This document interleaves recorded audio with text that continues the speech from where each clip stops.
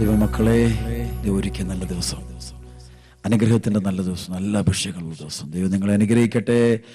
ഇന്ന് വെച്ച് നിങ്ങൾക്ക് തരാൻ ആഗ്രഹിക്കുന്ന വചനം മറ്റൊന്നുമല്ല, വിടുതലിനെ കുറിച്ച് ആഴത്തിൽ നമ്മൾ ധ്യാനിക്കുക. വിടുതൽ സംഭവിക്കേണ്ട വചനങ്ങൾ, അത് ആന്തരികമായ വിടുതലുണ്ടാകണം, മാനസികമായ വിടുതൽ, പൈശാചിക ശക്തികളുടെ പിടിയിൽ നിന്ന് പുറത്തു വരണം. നമ്മൾ ഇറ്റ്സ് വെരി നെസസറി. അത് വളരെ ആഴമുള്ള സംഭവം. അത് വരുമ്പോഴാണ് നമ്മുടെ കെട്ടഴിഞ്ഞു പോകുന്നത്. അപ്പം അതിൻ്റെ വചനങ്ങൾ നമ്മൾ ഇത് കൂടുതലായിട്ട് നമ്മൾ ധ്യാനിക്കാൻ പോവാണ്. അതായത് എന്നുവെച്ചാൽ നിങ്ങൾക്ക് തരുന്നത് ഒരു പ്രത്യേക തിരുവചനമാണ്. ഒരുപക്ഷെ നമ്മുടെ ജീവിതത്തിൽ നമ്മൾ ഒരിക്കലും ചിന്തിക്കാത്തൊരു വചനം, ധ്യാനിക്കാൻ സാധ്യത കുറവുള്ളൊരു വചനം ധ്യാനിക്കാൻ പോകും, വചനം എടുക്കാൻ പോകണം. മത്തായിയുടെ സുവിശേഷത്തിൽ 8-ാം അധ്യായത്തിൻ്റെ 14 മുതൽ 17 വരെ യേശു പത്രോസിന്റെ വീട്ടിലെത്തിയപ്പോൾ അവന്റെ അമ്മായിയമ്മ പനി പിടിച്ച് കിടക്കുന്നത് കണ്ടു. അവൻ അവളുടെ കയ്യിൽ സ്പർശിച്ചു, പനി അവളെ വിട്ടുമാറി. അവൾ എഴുന്നേറ്റ് അവനെ ശുശ്രൂഷിച്ചു. സായാഹ്നമായപ്പോൾ അനേകം പിശാച് ബാധിതരെ അവർ അവന്റെ അടുത്ത് കൊണ്ടുവന്നു. അവൻ അശുദ്ധാത്മാക്കളെ വചനം കൊണ്ട് പുറത്താക്കുകയും എല്ലാ രോഗികളെയും സുഖപ്പെടുത്തുകയും ചെയ്തു. ഈ വചനം നമ്മൾ വീണ്ടും ധ്യാനിക്കുമ്പോൾ മർക്കോസ് സുവിശേഷം 1-ാം അധ്യായത്തിൻ്റെ 29 മുതലുള്ള വചനത്തിലും ഇതേ വചനം തന്നെ അവിടെയും നമുക്ക് കാണാൻ പറ്റും. 1:29 മുതലുള്ള വചനത്തിലും നമുക്ക് ഈ സംഭവം കാണാൻ പറ്റും. Praise the Lord.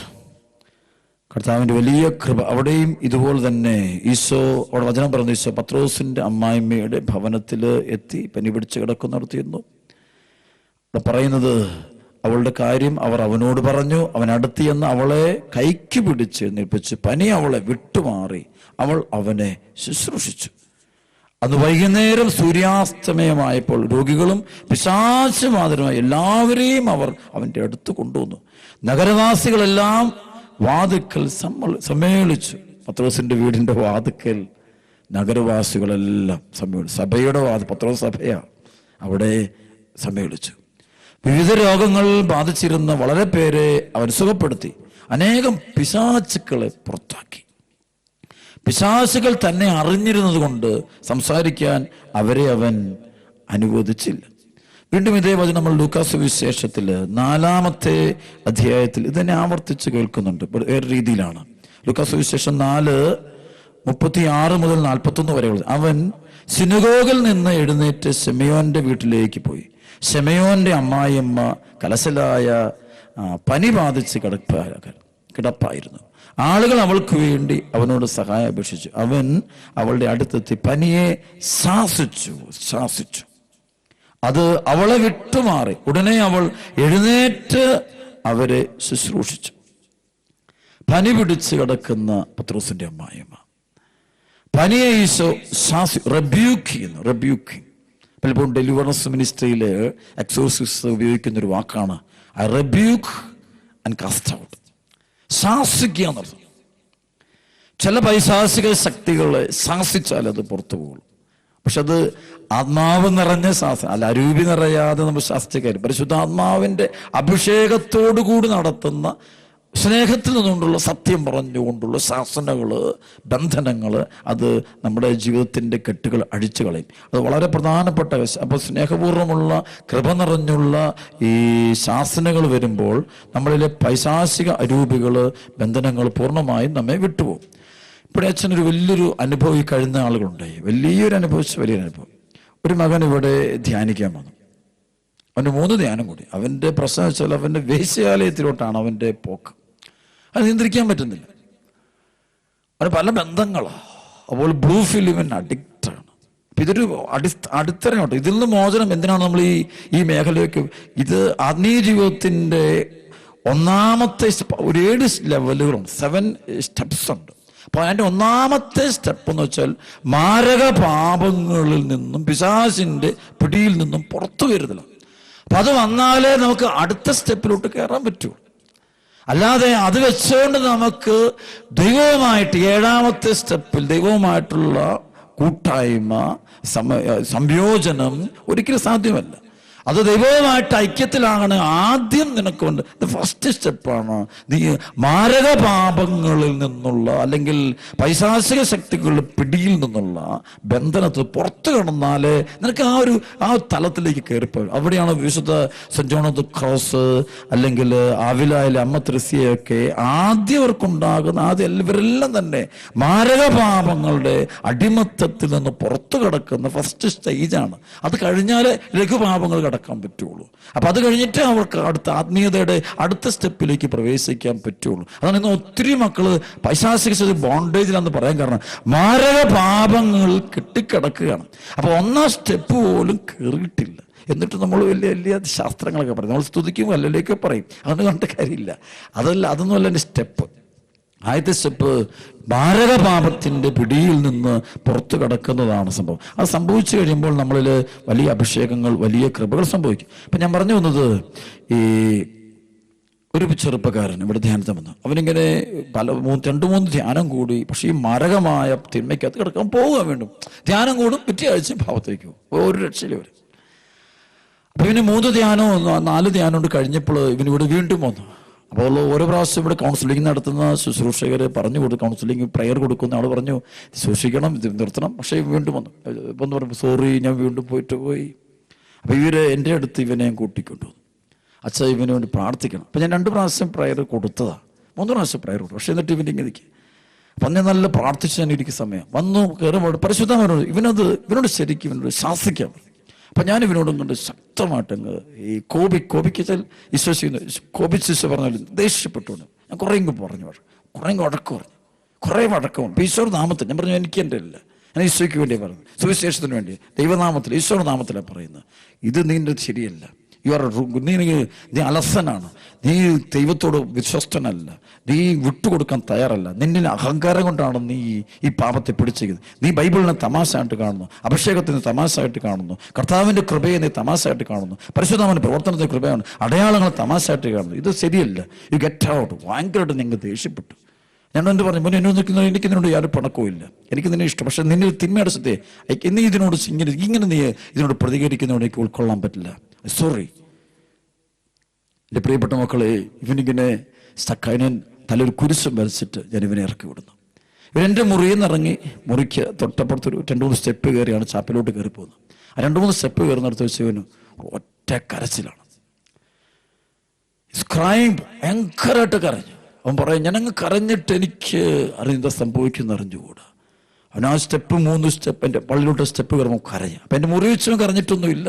മുറിയിൽ നിന്ന് ഇറങ്ങിയിട്ട് കയറി ഒറ്റ കരച്ചില്ല. നേരെ പള്ളിയിലോട്ട് ചെല്ലുന്നു. അവൻ പറഞ്ഞു, അന്ന് ഈ തിന്മ എന്നെ വിട്ടുപോയി, അന്ന് തിന്മ എന്നെ വിട്ടുപോയി, പിന്നെ ഈ തിന്മ എൻ്റെ ശരീരത്തിൽ വന്നിട്ടില്ല. പിന്നെ ഇപ്പോൾ അത് കഴിഞ്ഞിട്ടിപ്പോൾ ഏകദേശം ഒരു 6 മാസം കഴിഞ്ഞവൻ അവൻ പറയാണ്, ഇന്ന് എനിക്ക് പാപം ചെയ്യാൻ പറ്റില്ല. ഇവിടെക്കാണ് ഈശോ പനിയെ ശാസിച്ചു എന്ന് പറയേ, കൊടുങ്കാറ്റിനെ ശാസിച്ചു എന്ന് പറയും. റെബ്യൂക്കിങ്. അത് വെറുതെ നമ്മൾ കോപിക്കലല്ല. ഒരാൾ വഴക്ക് പറയുന്നത് അത് നമുക്ക് വെറുപ്പിലൂടെയുള്ള കോപമുണ്ട്, അതല്ല. That's not. പരിശുദ്ധാത്മാവ് നമ്മളെ ശാസിക്കും. ചില സമയത്തെ നമ്മളൊക്കെ ശാസിക്കും. അത് നമ്മളെ അന്ധകാരത്തെ ചില സമയത്ത് ശാസന ആവശ്യം. It's very necessary. അവിടെ ചില കുടുംബങ്ങളൊക്കെ മാതാപിതാക്കൾക്ക് അനോയിന്റഡ് അല്ല. അനോയിന്റഡ് കുഞ്ഞുങ്ങളെ സ്നേഹത്തിൽ ശാസിച്ചാൽ, സ്നേഹത്തിൽ സത്യം പറഞ്ഞാൽ കട്ടഴിഞ്ഞു പോകും. അത് കട്ടാൻ ടയ്യായിട്ട് അതോടെ അവനിലെ ഒരു അലസത എന്നുള്ള പിശാച്, ഈ പാപത്തെ കെട്ടിപ്പിടിക്കുന്ന ന്യായീകരണത്തിന്റെ ദുഷ്ടാരൂപി അവനെ വിട്ടുപോയെന്ന് മാത്രമല്ല, പരിശുദ്ധാത്മാവ് കൊണ്ട് നിറഞ്ഞേ. ഇവിടെ എല്ലാം വേണ്ടത് ഈശോ പറഞ്ഞ വാക്ക, ഡെലിവറൻസ് നടക്കണമെങ്കിൽ കർത്താവിൻ്റെ ആത്മാവിൻ്റെ മേലുണ്ടെങ്കിലേ ഉള്ളൂ, വേറെ ഒന്നുമല്ല. ഈ അരൂപി പ്രവർത്തിക്കുന്ന സമയത്ത് അവിടെ പ്രിയപ്പെട്ട മക്കൾ ഇന്ന് പലപ്പോഴും രക്ഷപ്പെടാൻ നിൽക്കുന്ന പല ജീവിതങ്ങളും ഞാൻ കണ്ടിട്ടുണ്ട്. കാരണം അവരുടെ അലസത എന്ത് കേട്ടാലും എല്ലാ ധ്യാനങ്ങൾക്കും പോകും, എല്ലാ കൺവെൻഷനുകൾക്കും. പക്ഷേ അവർ ഒരു രസമാണിത്, ഒരു പരിപാടിയാണ്, ഒരു പ്രോഗ്രാമാണ്. കറങ്ങി നടക്കുക. പ്രാർത്ഥനാച്ചന്മാർ പ്രാർത്ഥന മേടിക്കുന്നു, അടയാളം കാണുന്നു, അടയാളം കേൾക്കുന്നു, ഇതിങ്ങനെ പോയിക്കൊണ്ടിരിക്കുക. ഇത് മതിയെന്ന് നോ. അവിടെ നീ നിന്റെ ഉള്ളു തുറന്നിട്ടില്ല. You didn't open your mind in front of Jesus Christ. So Jesus is not able to get inside. നിന്റെ ഉള്ളിലോട്ട് ഈശോയ്ക്ക് കയറാൻ പറ്റുന്നില്ലെന്നേ. കാരണം നീ ഇത് വേഷം കെട്ടെന്ന്. അപ്പൊ ഇത് മാറണം നിന്റെ. അപ്പൊ ഈ വചനം കേട്ടാണ് ഈ കുടുംബങ്ങള്, അവർക്ക് വാചന പ്രാർത്ഥനയുണ്ട്, കൈ കൊന്തയിരിപ്പുണ്ട്, കഴുത്തേ കൊന്തയുണ്ട്, എല്ലാ സംഭവമുണ്ട്, പള്ളിയിൽ പോക്കും. പക്ഷേ പ്രശ്നം ഇതാണ്, you are not opening your heart. ഹൃദയം ഈശോയ്ക്ക് തുറന്നു കൊടുക്കണം. കൊടുത്തെങ്കിലേ അവിടെ ബന്ധനം അഴിഞ്ഞു പോകുള്ളൂ, കെട്ടഴിഞ്ഞു പോകുള്ളൂ. കർത്താവിന്റെ ആത്മാവിന്റെ അതുകൊണ്ട് ഇവിടെ ശാസിക്കുന്നു, ഈശോ അവനെ ശാസിക്കുന്നു.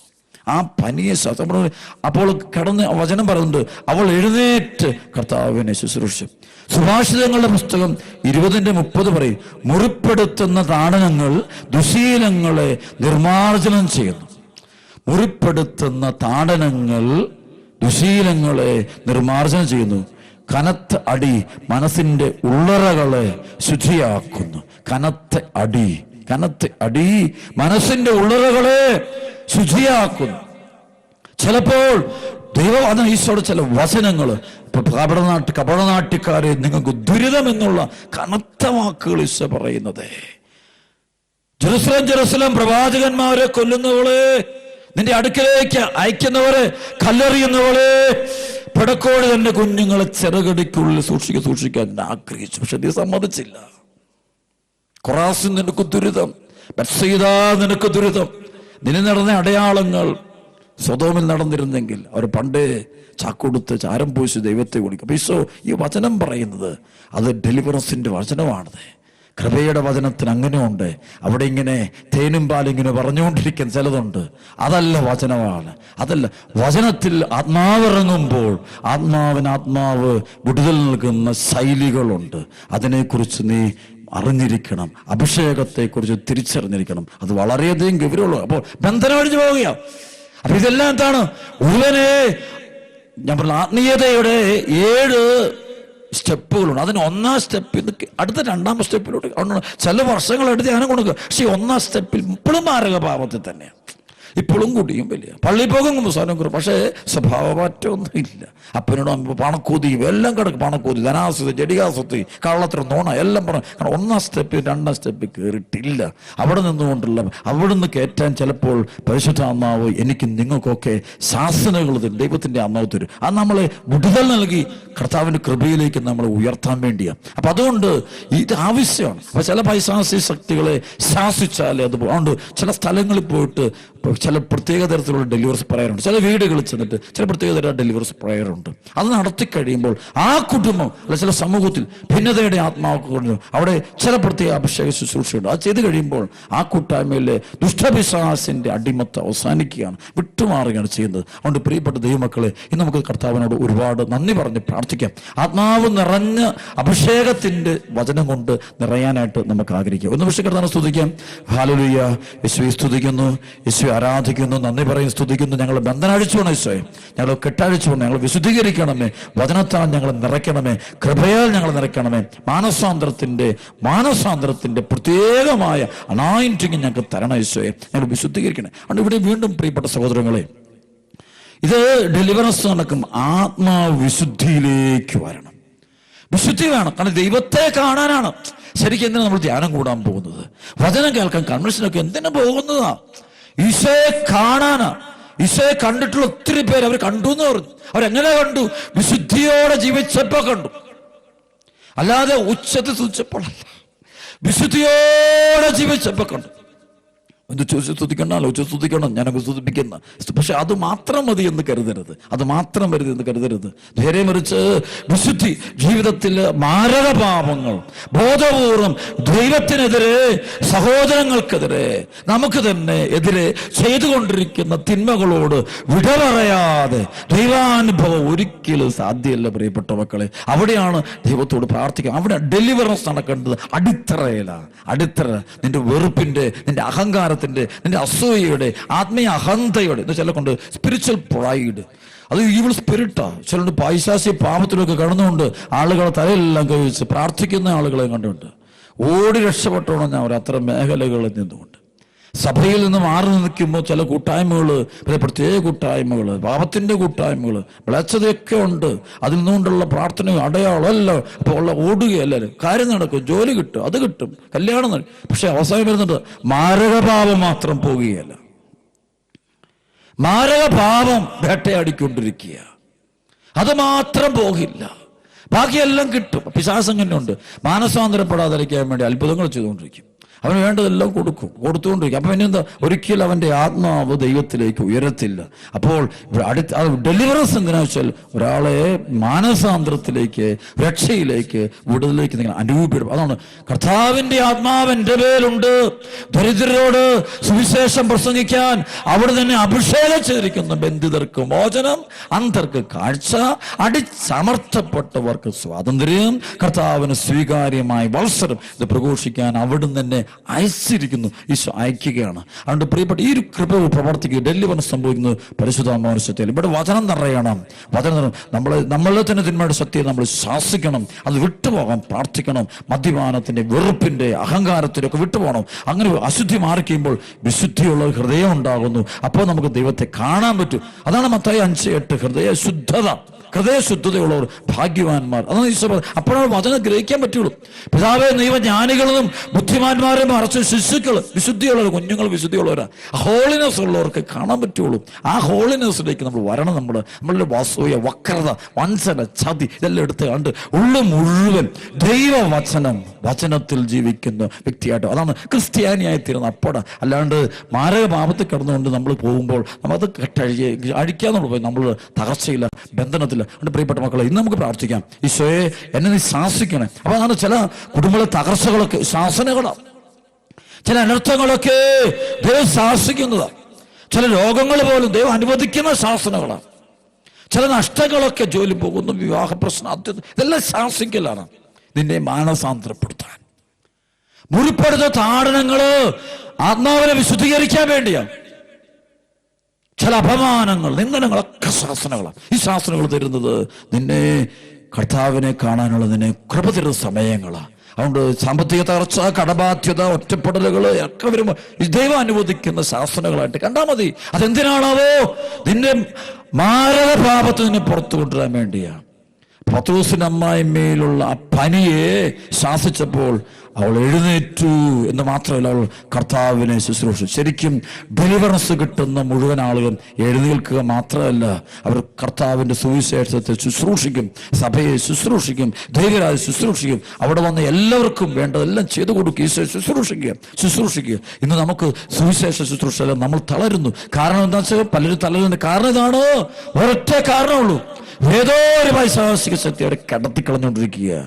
മാരക പാപം ഏതുണ്ട്, അസൂയയുടെയോ അഹങ്കാരത്തിന്റെ വക്രതയുടെയോ വഞ്ചനയുടെയോ എന്തൊരു സംഭവമുണ്ട്. ആ പാപം ഇത് ആത്മാവിന്റെ അശുദ്ധിയാണ്, അത് പൊട്ടണത്. അതുകൊണ്ട് ശരിക്കുള്ള ഒറിജിനൽ ആയിട്ടുള്ള ഡെലിവറൻസ് നമുക്ക് സംഭവിക്കാൻ നമ്മൾ ആഗ്രഹിക്കണം, തീവ്രമായിട്ട് പ്രാർത്ഥിക്കണം.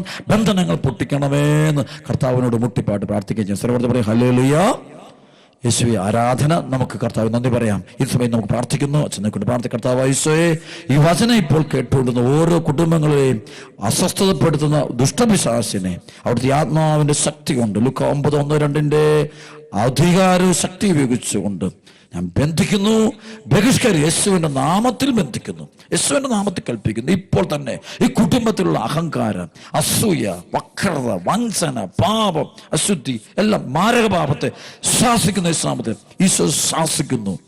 ഇപ്പോൾ എൻ്റെ പ്രിയപ്പെട്ട മനസ്സിലാത്മ ഒരു കാര്യം പറഞ്ഞു തരുന്നു.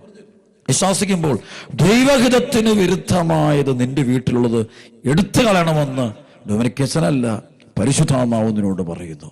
എങ്കിലേ നീ ദൈവത്തെ കാണുകയുള്ളൂ, ദൈവത്തെ അനുഭവിക്കുകയുള്ളൂ. ആമേൻ.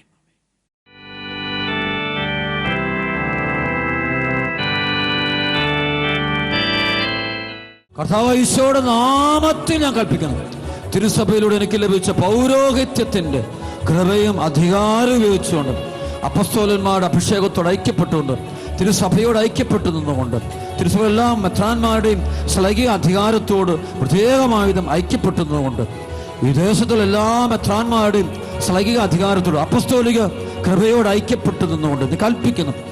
കർത്താവായ യേശുവിന്റെ നാമത്തിൽ ഞാൻ ആജ്ഞാപിക്കുന്നു, ഈ സ്ഥലത്തിന്റെ മേൽ, ഈ മക്കളുടെ മേലോട്, കുടുംബങ്ങളുടെ മേൽ രഹസ്യമായും പരസ്യമായും ദൃശ്യമായും അദൃശ്യമായും പ്രവർത്തിക്കുന്ന എല്ലാ അന്ധകാര ആത്മാക്കളെയും ദുഷ്ടവിശ്വാസികളെയും, ആ പുരാതന സർപ്പത്തെ 33:1-3 ആത്മാക്കളെ, 34:4-7 വരെയുള്ള വചനത്തിൽ ആത്മാക്കളെ വെറുപ്പിന് കായേന്റെ രൂപികള്, ഹോസിയാഞ്ചേലന്റെ അശുദ്ധാത്മാക്കളെ ഈശോമിശിഹായുടെ നാമത്തില് അപ്പസ്തോല പ്രവർത്തനം 16, 17, 18, 19 വചനം കൊണ്ട്, 1 യോഹന്നാൻ 3:8 വചനം കൊണ്ട്, 19, 34 വചനം കൊണ്ട് ബന്ധിക്കുന്നു. ബന്ധിച്ച് 8:31 ബഹിഷ്കരിക്കുന്നു. സഹോദരൻ, യേശുനാമത്തിൽ ഇറങ്ങിപ്പോരാൻ ആജ്ഞാപിക്കുന്നു. ഈ ദേശത്തുള്ള മക്കളുടെ ശരീരത്തില് രോഗങ്ങള്, രോഗപീഠകള്, തകർച്ചകള്, കുടുംബ പ്രശ്നങ്ങള്, മാനസിക പ്രശ്നങ്ങള്, സാമ്പത്തിക തകർച്ചകള്, ജോലി തകർച്ചകള്, വിവാഹ തകർച്ചകള്, കടബാധ്യതകള്, കുടുംബ പ്രശ്നങ്ങള്, പൈശാചിക മേഖല, അങ്ങനെയുള്ള ബന്ധനങ്ങൾ, രോഗങ്ങള്, മാരക രോഗം, മാറാരോഗങ്ങളും, പൈശാചിക പിടിയിൽക്കുള്ള രോഗങ്ങളാൽ വലയുന്ന മക്കൾ ആരെല്ലാം ഇപ്പോൾ ഈ കൂട്ടായ്മയിലും ഈ ശുശ്രൂഷയിലും ലോകത്ത് എവിടെയെല്ലാം ഇരുന്നുകൊണ്ട് കൂടുന്നുണ്ടോ, ആരെല്ലാം ഈശ്വരൻ വിശ്വസിക്കുന്നുണ്ടോ, സംശയമില്ലാത്ത മക്കൾ ആരെല്ലാം ഉണ്ടോ, ആ മക്കളുടെ മേൽ കുടുംബങ്ങളുള്ള ദുഷ്ടവിശ്വാസങ്ങളെ, രോഗപീഠകളെ, പാപപീഠകളെ ഈ പരിശുദ്ധ കുർബാനയിൽ എഴുന്നള്ളിരിക്കുന്ന കർത്താവായ യേശു ക്രിസ്തുവിന്റെ പരിശുദ്ധ നാമത്തിന് ബന്ധിക്കുന്നു. ബന്ധിച്ച് ലൂക്കാ 8:31 ബഹിഷ്കരിക്കുന്നു. ഈ ദേശത്തുള്ള മക്കൾ ആരെല്ലാം സഭയ്ക്ക് വിരുദ്ധരായ മക്കളുണ്ടോ, വിശ്വാസമില്ലാത്ത മക്കള്, സത്യസഭയോട് സത്യവിശ്വാസത്തിനും അകന്നു കഴിയുന്ന മക്കള്, പാപകരമായ ബന്ധങ്ങളിൽ പെട്ടിരിക്കുന്ന മക്കള്, വ്യഭിചാരത്തിന് സ്വവർഗരതികളെ, ദുർഭൂതങ്ങളെ തൃപ്തിപ്പെടുത്തിക്കൊണ്ടുള്ള ജീവിതം നയിക്കുന്ന മക്കൾ ആരെല്ലാം ഉണ്ടോ, മദ്യത്തിന്റെ, പുകവലിയുടെയും മയക്കുമരുന്നിന്റെയും ആ ജീവിതത്തോട് ബന്ധപ്പെട്ട് ജീവിക്കുന്ന മക്കൾ, അവിഹിത ബന്ധങ്ങൾ, പ്രേമബന്ധങ്ങൾ, സത്യസഭയുടെ വിശ്വാസത്തിന് വിരുദ്ധമായ ഫ്രണ്ട്ഷിപ്പിൽ കഴിയുന്ന മക്കൾ ആരെല്ലാം ഉണ്ടോ, അവന്റെ മേലും അവളുടെ മേലും പ്രവർത്തിക്കുന്ന ദുഷ്ടജന്തുക്കളെ, പൈശാചിക ആത്മാക്കളെ മൊത്തത്തോടെ കർത്താവ് യേശു ക്രിസ്തുവിന്റെ പരിശുദ്ധ നാമത്തിന് ബന്ധിച്ചിരിക്കുന്നു. യേശുവിന്റെ കാഴ്ചപ്പാട്ടിലേക്ക് ബഹിഷ്കരിക്കുന്നു. വിദേശത്തുള്ള മക്കള്, നിരാശപ്പെട്ടിരിക്കുന്ന മക്കള്, കുടുംബം തകർന്നവര്, ഒറ്റപ്പെട്ടു പോയവര്, ആരുമില്ലാത്ത മക്കള്, മനസ്സ് തകർന്ന മക്കള്, എല്ലാ തരത്തിലും ബുദ്ധിമുട്ടുകളും ക്ലേശങ്ങളും തകർച്ചകളും ദുരിതങ്ങളും അനുഭവിക്കുന്ന മക്കളുണ്ടോ, ആ മക്കളെ ദുരിതപ്പെടുത്തുന്ന, തകർക്കുന്ന ദുഷ്ടപിശാചുകളെ, അശുദ്ധാത്മാക്കളെ പരിശുദ്ധ കുർബാനയിൽ ജീവനോട് എഴുന്നള്ളിരിക്കുന്ന ഉത്ഥിതനായ യേശുവിന്റെ നാമത്തിന് ബന്ധിച്ചിരിക്കുന്നു, ബഹിഷ്കരിക്കുന്നു. ഒറ്റ വിളിച്ചോയേ.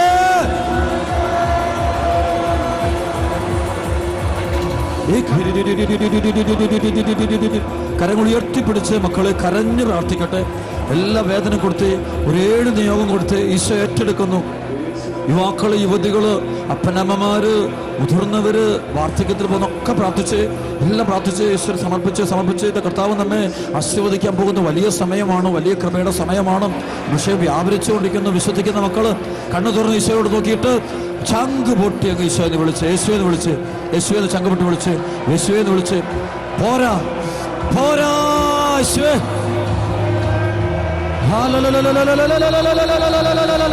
അഭിഷേക പെരുമഴ, കൃപയുടെ അഭിഷേകം,